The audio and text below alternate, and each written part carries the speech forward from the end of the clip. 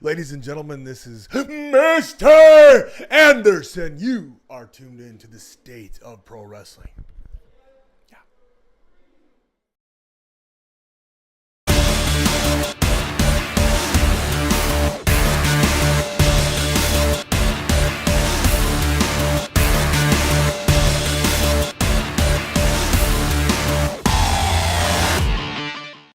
Wrestling! Yay! All right, hello, this is John Fredrickson. We are here, stateofprowrestling.com exclusive, ringside pro wrestling battleground with the new pro wrestling battleground breakout champion, Airwolf. We've got the exclusive Airwolf. When you first got into wrestling, what was it that inspired you or drew you to the sport of pro wrestling? I don't know. I remember kind of watching it, and I was like, I really liked all the athleticism that was showcased and everything. And yeah, I don't know. I watched it and I kind of fell in love with it. Now, who was your favorite wrestler, wrestling memories before you got into the business? My favorite wrestler, I really like AJ Styles a lot. I have to say, the best wrestler of all time, Shawn Michaels. Like, that's unquestionable. Shawn Michaels versus Undertaker. Second one was a match that like kind of drew me into loving wrestling as much as I do. All right. And who inspired you to get into wrestling? Guys like that, Shawn Michaels, AJ Styles. It's just like a lot of big names at the top that I really enjoy watching. I don't know. I like the high-flying style, that old WCW cruiserweight stuff. But I also kind of like the chaining and stuff, like the British style. I incorporate a lot of that into my offense. So. Nice. And when you first got into wrestling, how old were you when you first began training? When I first began training, I was 15. That was my freshman year. And I trained for about 2 years or so before having my first match. And I had my first match at Crushed Wrestling. It was just in a battle royal. I had kind of crappy gear, but hey, I did the job. And then I didn't wrestle again from June to September. And then September I came back with the all-new look that you know from Airwolf today. All right. And since then, it's just kind of been consistently, I've been moving on up and continue to wrestle. All right, beautiful. And can you tell us more about the Airwolf persona and more about yourself? So Airwolf, my trainer initially, he told me that I was kind of like too young. I should wear a mask so the audience wouldn't see how young I was. And I didn't want to just be like that guy in a mask. I wanted to like do something and be something more than that. So like the air comes from that high flying style I like so much. And then the wolf, I'm a fan of wolves. And then like the fact that they work their way up, they go through the food chain, they become the top, the alpha. I really like that. So. Beautiful, man. It's been able to connect with the fans, both your style and personality. You can see a lot of the influences, like you talked about, Shawn Michaels, AJ Styles, the cruiserweight high flyers. It's really resonated with fans and connected. People respect that. Made a long way here in your early career. Any other memories from early in your career, or any funny stories, or just when things just went terribly wrong early in your career, maybe in a match and you had to just kind of improvise and go with it? Nothing's went too terribly wrong, actually. I've been fortunate enough to where, like, stuff kind of went my way. I mean, there's been, like, stuff here and there, but, like, for the most part, I feel like everything's gone smooth so far. All right. Maybe any fun ribs on the young guy? Not too much stuff. At this last First Staff show, we did the whole surprise to Cannon because it was the 10th anniversary show. And, like, I guess he was catching on to it. So the guy who was, like, doing the editing of the video package, he was kind of, like, freaking out. And Cannon asked why he was freaking out, and he told him it was because he heard someone offering me a beer. So Cannon kind of came up, and Cannon was chewing me out about drinking beer backstage, being underage and everything. I just kind of found it ironic that Cannon, being the sponsored by PBR, kind of the anarchist himself. The anarchist himself, yeah. Any interesting stories being underage backstage there at First Ave?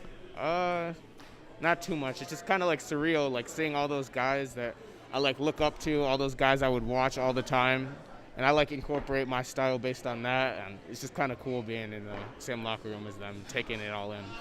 Yeah, very cool moment to be out there living the dream, chasing the dream. And can you tell us about your time at the academy? Yeah, my time at the academy has been great. Like, those guys, I felt like I was all right before, but like going through the academy just smoothed everything out. They like make everything click and make sense in your mind so that you know, like before you know what you're doing, you don't know the reason behind why you're doing it. After going through there, I feel like I know why I do stuff, and like it just, I don't know, everything kind of makes sense. And then like I can't say enough about the academy. It's been a great experience. For sure, definitely. You can see the progress become more well-rounded. Any words about the trainers there at the academy? Yeah. Sean and Ken and Eric and everyone? Yeah, every trainer is great. Like, they all kind of have their own things. Ken is kind of like the in-ring guy. It's very like military style, the way we run stuff like with Ken. Not too bad. Like, we go through drills. Repetition is key a lot. Sean he's like more of like the office guy. He'll teach you the psychology side of the business. A lot of like useful stuff to learn from like him. Cannon is a guy who's like been everywhere and done everything. He's been just about every major promotion in the world. So Cannon can kind of teach you like the newer style, and Cannon just all around great. Molly stops by every once in a while, and when she does, she's really useful in like teaching you. Like, she'll watch and she'll help you perfect what you're doing. She'll be like, oh, adjust that a little, do this to make it look better. So Molly's definitely great. And then Arya obviously isn't around too much because he's obviously preoccupied, but when pretty sweet job. Arya is there every once in a while, Arya's great. Like, you've seen him. There's a reason he's not signed under contract right now, so it's Very definitely cool. helpful. Very cool. Very inspiring to have him around there, I'm sure. We were there to witness this last WrestlePalooza. You were able to wrestle for the WrestlePalooza Championship. Can you take us through post-match? You weren't able to win the title, but definitely put on a great match for the fans. Can you take us through post-match there?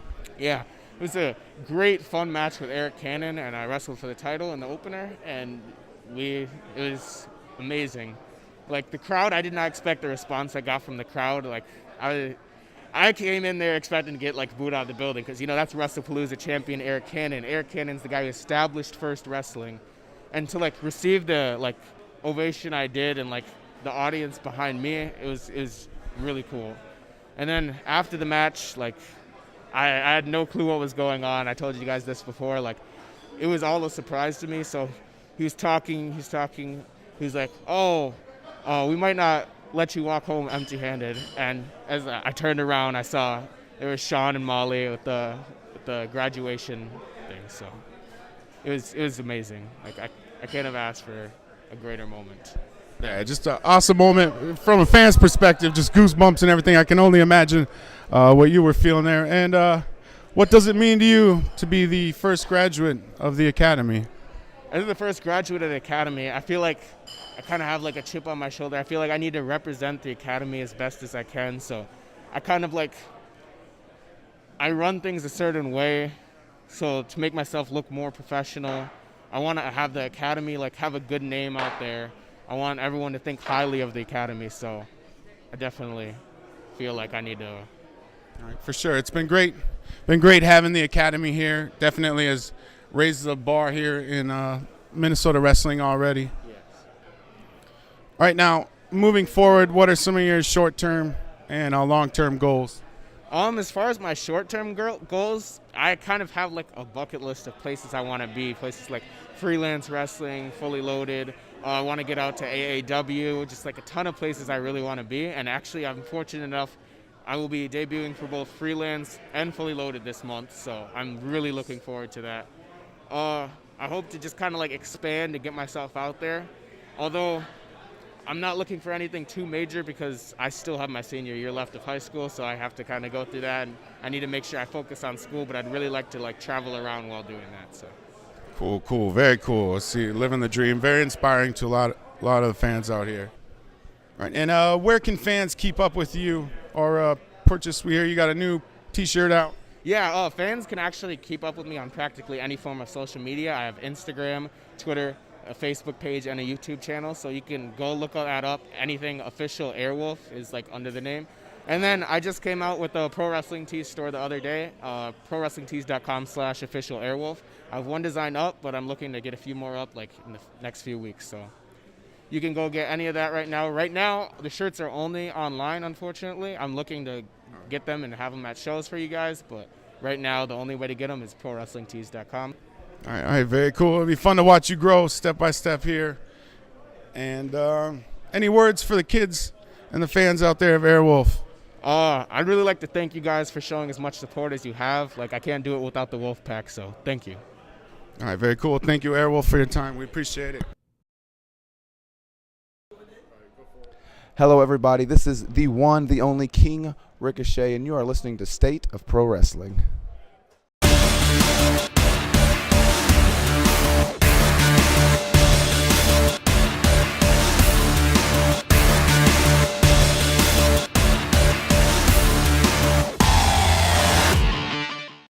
Wrestling!